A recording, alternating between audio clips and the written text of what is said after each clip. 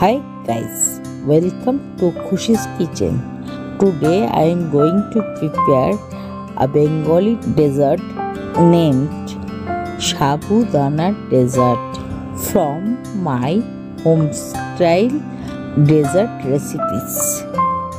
If you like the recipe, then press the like button and share it more with your family, friends and relatives too.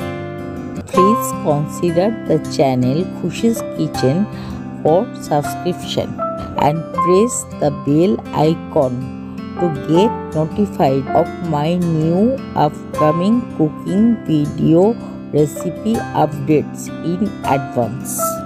Let's start the video and quickly have a look to the ingredients which are enlisted for making this special dessert. The ingredients list with detailed measurement are given here on the front page after starting the video. So, you can pause the video and check the list in details. While preparing, I will also dictate the same step by step. Sabudana dessert বানাতে এখানে আমি 150 গ্রাম মতো ছোট দানার সাবু নিয়েছি। প্রথমে সাবুটাকে ভালো করে ধুয়ে একটি পাত্রে জল দিয়ে 1 থেকে 1.5 ঘন্টার জন্য ভিজিয়ে রাখছি। 1.5 ঘন্টা পর এবার একটি গামলা নিয়েছি। প্রথমে সাবুটা জলটা থেকে স্কুইজ করে সাবুটা ওই গামলার মধ্যে দিয়ে অ্যাড করছি এবং হাত দিয়ে খুব ভালোভাবে একবার চটকে মেখে নিচ্ছি। এরপর বেশ কিছু কলা অ্যাড করছি এবং ওই সাবুটার সঙ্গে খুব ভালো করে চটকে মেখে নিচ্ছি। এরপর ওই সাবুদানার মিশ্রণের মধ্যে প্রথমে নারকেল কোড়া, খেজুর এবং গুড়ের বাতাসা অ্যাড করছি একে একে। এই সব সামগ্রীগুলো একে একে অ্যাড করছি এবং বারে বারে অ্যাড করে ভালো করে সাবুর মিশ্রণটার সঙ্গে মিশিয়ে নিচ্ছি। এই সব উপকরণগুলো সাবুর মিশ্রণে ভালো করে মেখে নেওয়ার পর এরপর ওর মধ্যে অ্যাড করছি ক্ষীরের সন্দেশ এবং দই পর্যাপ্ত পরিমাণে এবং ভালো করে আবারও এই মিশ্রণটার সঙ্গে মেখে নিচ্ছি।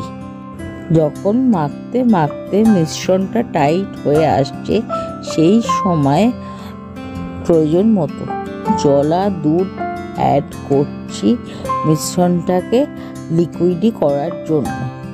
যখন এই সাবুদানার মিশ্রণটি পারফেক্ট কনসিস্টেন্সিতে এসে গেল তখন ওর মধ্যে অ্যাড করছি কেটে রাখা আমসত্ত্ব, ছোট এলাচের গুঁড়ো এবং রোজ এসেন্স 2 থেকে 3 ফোঁটা। আবারও আরেকবার মিশ্রণটি ভালো করে হাত দিয়ে মেখে এবারে একটি সার্ভিং বোলে সাবুর মিশ্রণটাকে দিয়ে দিচ্ছি হাতে করে।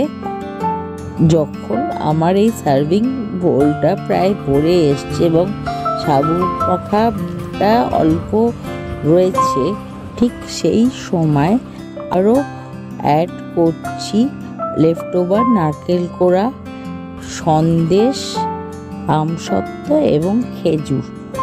এই সবগুলো অ্যাড করে আবারও আরেকবার হাত দিয়ে মিশিয়ে এবারে টপিংসের মতন করে ওটা সার্ভিং বলে দিয়ে দিচ্ছি এবং ওপর থেকে খেজুরের টুকরো, আমসত্ত্বের টুকরো এবং কিশমিশ দিয়ে গার্নিশ করছি। এই সমস্ত কাজ হয়ে যাওয়ার পরে ওই সার্ভিং বোলটা ফ্রিজে বেশ কিছুক্ষণ রেখে দিয়েছিলাম। খাবার ঠিক আগে বের করে নিচ্ছি ফ্রিজ থেকে। দেখুন এই ডেজার্টটা কত সুন্দর ভালোভাবে জমে গেছে এবং খেতেও ততটাই টেস্টি হয়েছে।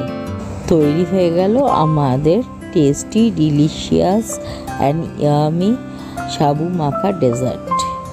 If you like the dessert, then do try it at least once in this way and let me know by comments in comment section below.